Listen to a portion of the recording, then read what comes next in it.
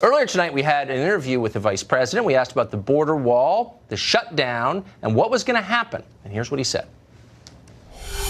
Will the deal that resolves the shutdown include any form of amnesty for people here illegally now?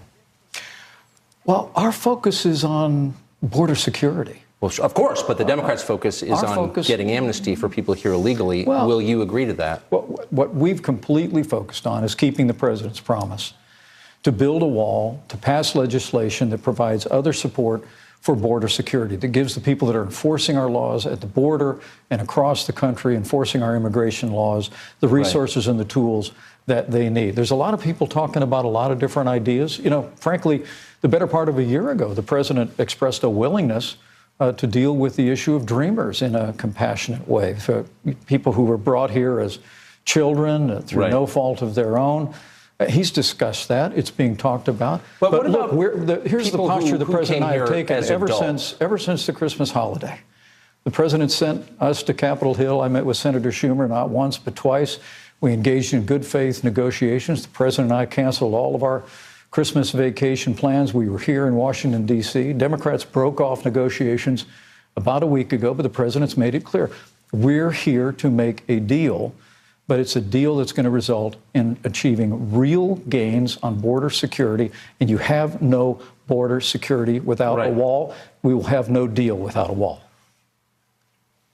If the deal in the end includes allowing people who came here as adults intentionally to break our laws to become citizens, then wouldn't the message to the rest of us be, why should we obey the law if people who intentionally broke it are being rewarded for it? Can you see why that would be a perverse incentive for the rest of us? I absolutely can. And I've heard no discussion of that. I've heard no discussion of amnesty related to this. I heard some members of the Senate are talking about maybe including dreamers in some sort of a negotiated settlement.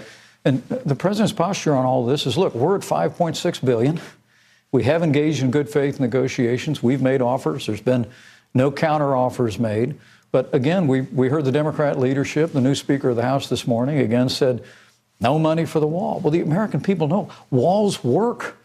And we heard from border agents today in the Oval Office that in areas, in sectors where they were assigned to deal with illegal immigration, the flow of narcotics, human trafficking, all the threats to our communities that we face at our border, that once they built a wall, you saw illegal immigration, the flow of narcotics drop precipitously. So the bottom line is you will not accept a deal that does not include a wall, if I'm hearing this right. I think the president's made it very clear. Yes. There's no wall, no deal.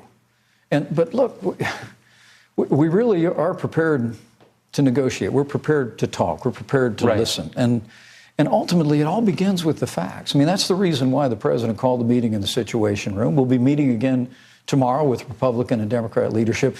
And I want the American people to know that you know, this is a real crisis at our border. We made progress last year.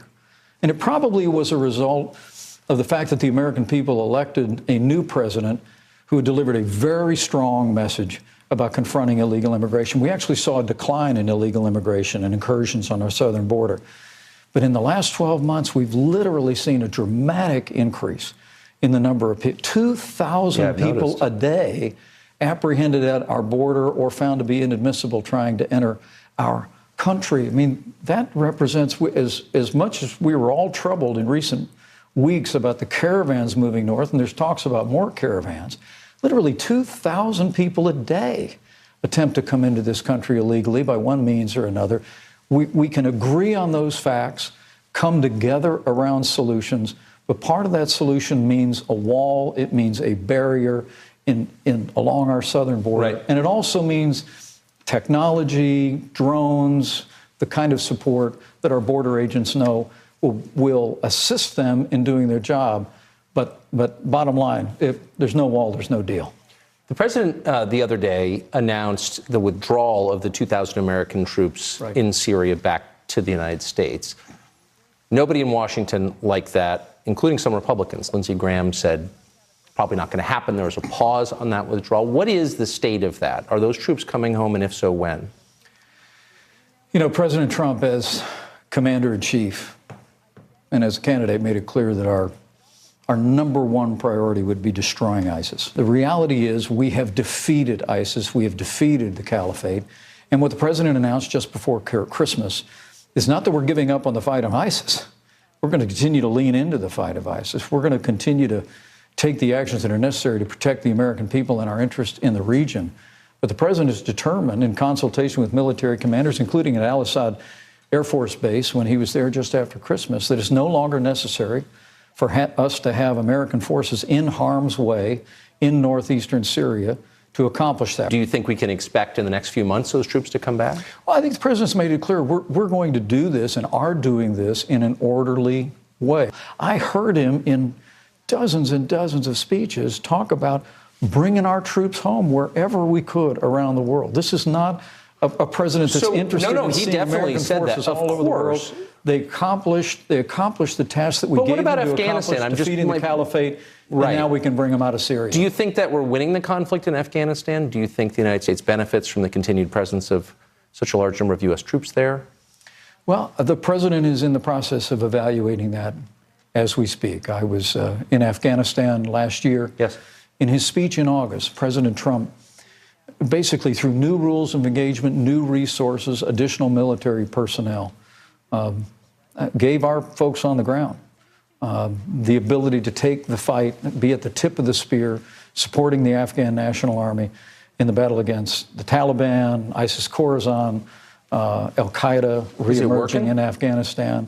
And it's been a tough fight. I mean, the president's been very clear about that. And now I think the president's in the process of evaluating options about what has been, as you know, Tucker, we've both lived through it in the last 2 decades, what has been an 18-year conflict in Afghanistan, and determining what our best options are in terms of putting America first, protecting America's interests in the region, making sure that we can confront terrorism if it rears its head once again. But the president's looking at ways in Syria and perhaps even in Afghanistan where we can have less of a military commitment and see those resources and those troops coming home. Mr. Vice President, thank you. Thank you, Tucker. Appreciate it. Good to be with you.